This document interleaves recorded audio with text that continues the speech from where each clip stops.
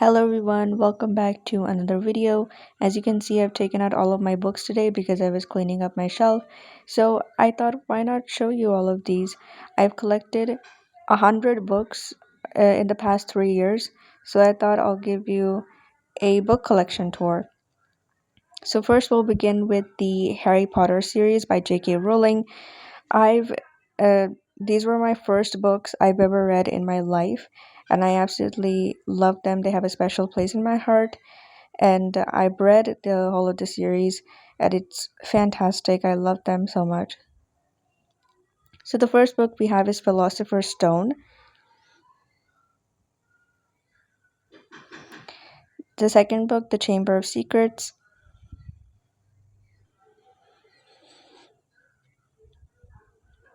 The third one, The Prisoner of Azkaban. The fourth, The Goblet of Fire. The fifth, The Order of Phoenix, my favorite one in the whole series. The sixth one, The Half-Blood Prince. The last one is The Deathly Hallows. And then there's this one, which isn't considered canon by anybody. It's The Cursed Child. And finally, this is Fantastic Beasts and Where to Find Them. This is the original screenplay. It's part of a different series. I only have the first one because I loved the first films. I got it. And if you look inside it, you'll find that these are like dialogues because it's a screenplay and you're supposed to read it and act it out in a film. Then we have the Septimus Heap series by Angie Sage. I have 5 books in the series. There are 7 originally, but I only have 5. The first one is Magic. The second is Flight. The third is Physic. The fourth one is Quest, which I have not read yet. The fifth is Siren, and I've also not read this one as well. And these are some random books, not part of any series.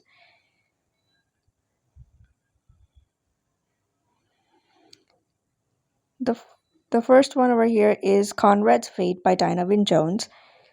The Wild Robot by Peter Brown. I really love the cover of this one. There are also illustrations in the book. They're really cute. I really like them. Coming up next is the Wollstonecraft Detective Agency novel.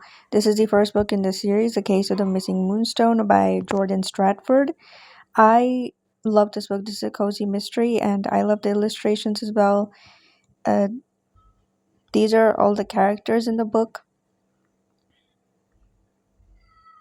And I'll show you the pictures as well. This one, look how detailed the picture is. And there's a map as well. Wait a minute, I'll show you. This is the map of London.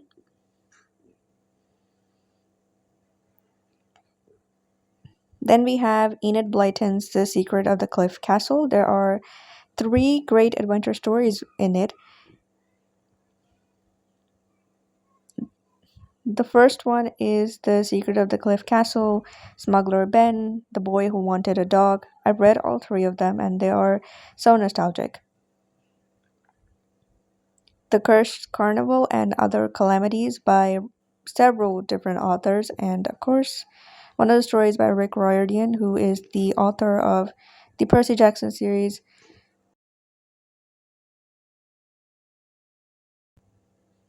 Then we have The Metal Heart by Caroline Leah. I only bought this for the cover. I don't know why. I never knew the story. I just got this because it has a lighthouse as well. Because I remember when I was, I got this. I was really interested in lighthouses. Then we have 12 Birds to Save Your Life, Nature's Lesson in Happiness by Charlie Corbett. Again, I got this book only for the owl. I really like the owl. This is a nature memoir, nature writing plus a memoir. I loved the memoir part, but did not like the nature writing part a lot. But I still liked it enough to keep it. And there are illustrations of the bird as well.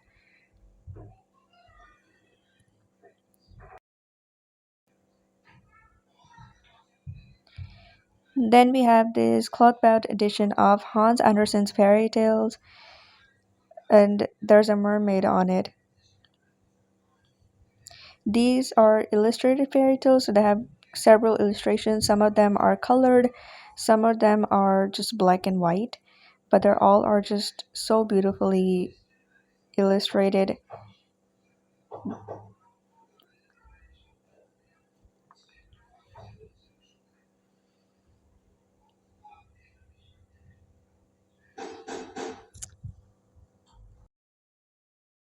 Now we're going to move on to these books that are displayed on my sofa.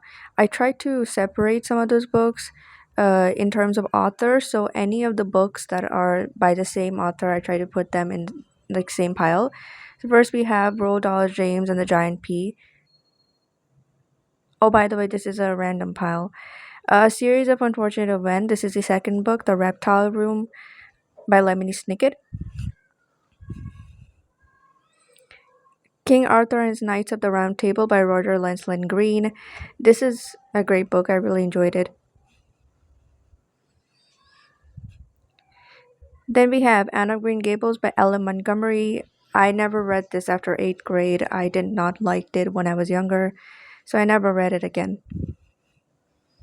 Then we have The Coming of the Dragons by A.J. Lake, the first book in the Darkest Age trilogy. This is a middle grade fantasy novel, my first book that I ever annotated. So this has a special place on my shelf.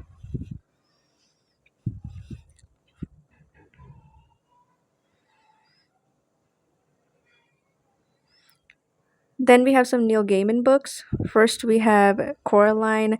I watched the film first, and I discovered the book because of the film. And I think both of them are great. I love the film and the book as well.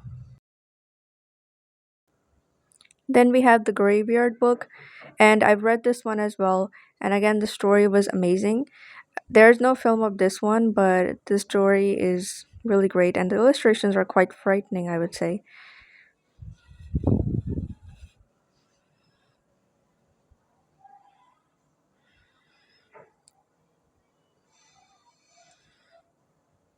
Then we have this random pile of books. First, we have Charles and Diana, A Royal Love Story. A Portrait of the Artist as a Young Man by James Joyce. I haven't read this. Henry James's Daisy Miller and Other Stories. I've read this and they're amazing. Raffles by E.W. Hornung. This is a crime fiction novel. I read this. No, wait, I haven't read this. Then we have Heidi by Joanna Spyri. This was amazing when I read it for the first time. Then we have Myself and Young by Daphne du Maurier. This is a writing memoir, incredibly enjoyable. I read this in autumn. Village Christmas by Miss Reed. This was such an entertaining book, also such a slim book as well. Then we have Lady Chatterley's Lover by D.H. Lawrence. I have not read this one as well. Then we have some Charles Dickens book. These are his Christmas books: The Cricket on the Hearth, The Chimes, and A Christmas Carol, which I read. The only one I read out of the three of them. And don't ask me why they look like this. Then we have The Chronicles of Narnia by C.S. Lewis. This is such a nostalgic read. All of these books are nostalgic, even though I'd never read them when I was younger. First, we have The Magician's Nephew, The Lion, the Witch, and the Wardrobe, The Horse and His Boy, Prince Caspian,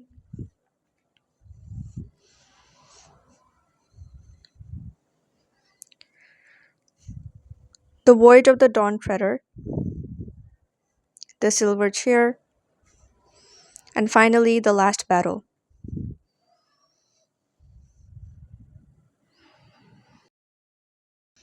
Then I have some Donna Tartt books over here. We have The Secret History, which was incredible. I had such a great time reading it. I'm actually thinking about reading this again.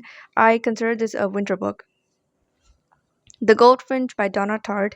This is a new edition. I have not read this yet, but I'm looking forward to reading this.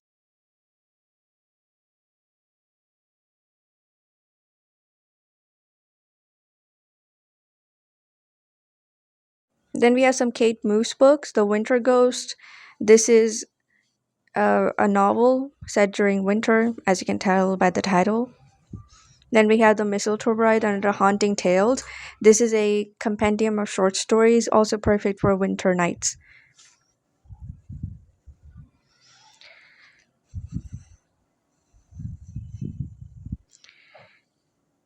Then I have some Shakespeare plays.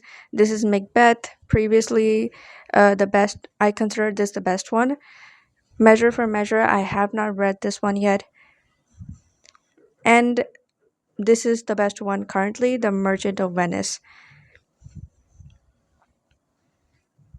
Then we have some Elizabeth Gaskell books. We have North and South, which I've not read yet, but looking forward to reading it. This one is a chunky book, if you ask me. Then we have Cranford. Amazing. If the Hobbit wasn't my favorite book, this one would be my favorite. Then we have The Wind in the Willows by Kenneth Grahame. Such a cozy book. Please read it.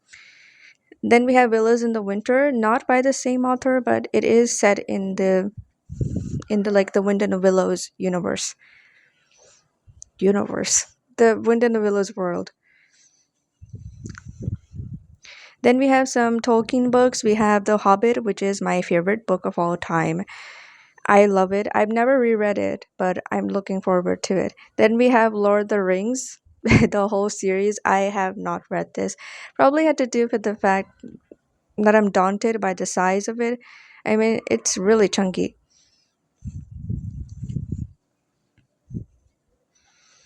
Then we have some miscellaneous books. We have Chasing Odysseus by S.D. Gentle. This is the first book in the Hero trilogy.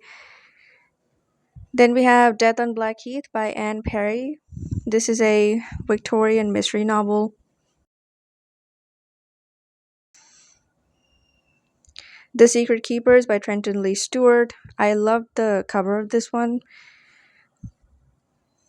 A Parliament of Spies by Cassandra Clark.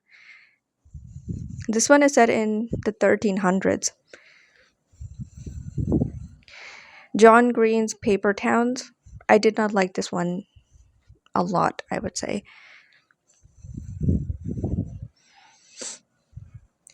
And this is not my book, it's a library book, but I thought it's on my shelf, so why not add it? Dr. Jekyll and Mr. Hyde, and The Wire of Hermiston by Robert Louis Stevenson. Sisters by Lily Tuck.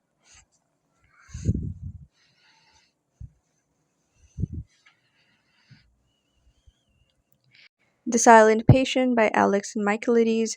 This is a thriller novel. I enjoyed it. It was great. Then we have The Book Thief by Marcus Zuzak. This one was good as well. Just did not enjoy the purpley prose, I guess. Then we have some Orwell books. We have Animal Farm. It took me a week to read this slim volume, actually. Then we have 1984. Not the original one. This is kind of like an abridged version. That's why it's so short. But I want to read the unabridged one as well. Then we have some Bronte books. We have Charlotte Bronte's Villette. I have not read this one yet. It also has a little inscription by the previous owner.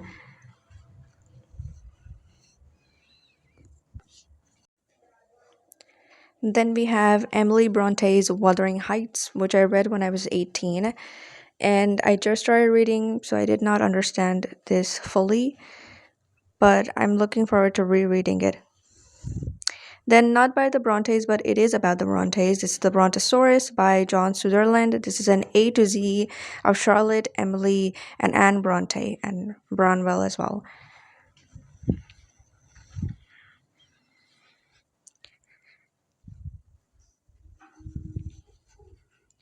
Then we have some Sherlock Holmes books by Sir Arthur Conan Doyle. This is The Return of Sherlock Holmes, collection of short stories. I read this one. His Last Bow, also a collection of short stories. I have not read this. The Casebook of Sherlock Holmes, not read yet. The Sign of the Four. This one is a novel. Did not really enjoy it, unfortunately. The Hound of the Baskervilles. This one by far I think is the best Sherlock Holmes novel written by Sir Doyle. And this is not by the same author, but this is Sherlock Holmes: The Secret Journals by June Thompson. Then we have some other miscellaneous books. This is The Miniaturist by Jessie Burton. This is a gothic historical fiction novel. Loved it. And I love the cover of this one as well. Then we have Dracula by Bram Stoker. This is the Children's Golden Library edition.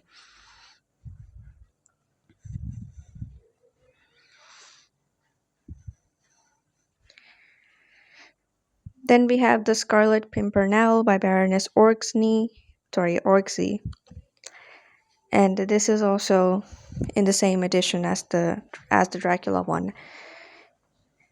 Then we have over here is L. Frank Baum's The Wonderful Wizard of Oz.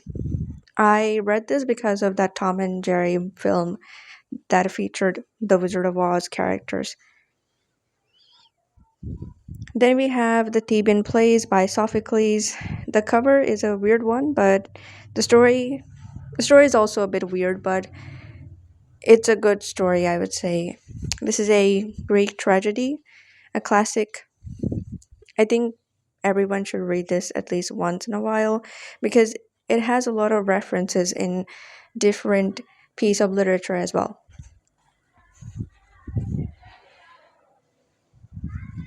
Then we have Darkfire by C.J. Sansom, a historical mystery novel.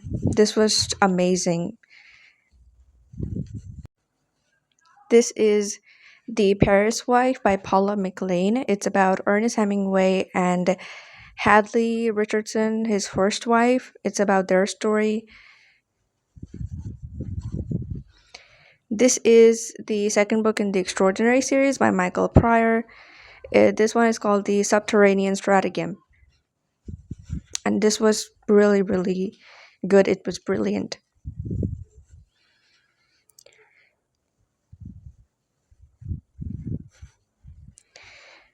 Then we have Babel by R.F. Kuang. I really love the writing of this author. I enjoyed this book and I'm still in the process of annotating it. I read this, but I'm still annotating the book. Then we have this crusty dusty edition of Little Women by Louisa May Alcott. I found this at my local book fair, so that is why it looks like this. But I was so happy when I found this because I've been wanting to read this since I started reading, and I got this after 2 years of constantly trying to find this book. So it was a delight to find this. Then we have Assassin's Apprentice by Robin Hobb, the first book in the Farseer trilogy. I have not read this yet, but I'm looking forward to it because I love high fantasy genre. Then we have Candide by Voltaire. This is the double thrift edition, and I don't know, the bottom part of the cover looks a bit weird. But the book is pretty good. Then we have The Loved One by Evelyn Waugh.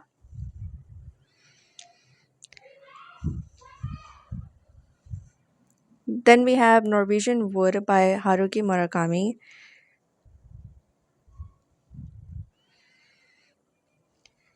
Stalking Jack the Ripper by Carrie Maniscalco. This is such a great book, if you ask me. It's amazing.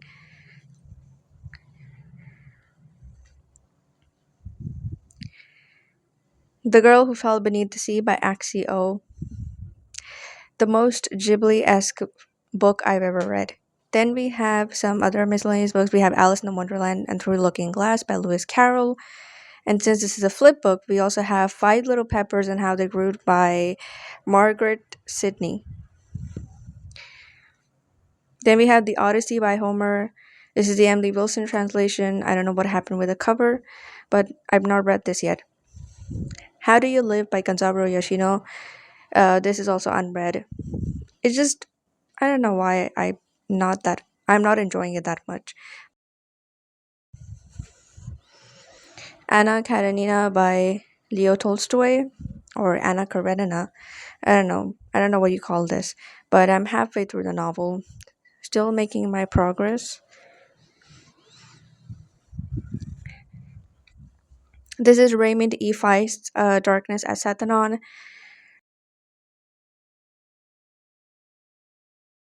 This is A Week in December by Sebastian Fox. You cannot see it, but it's there.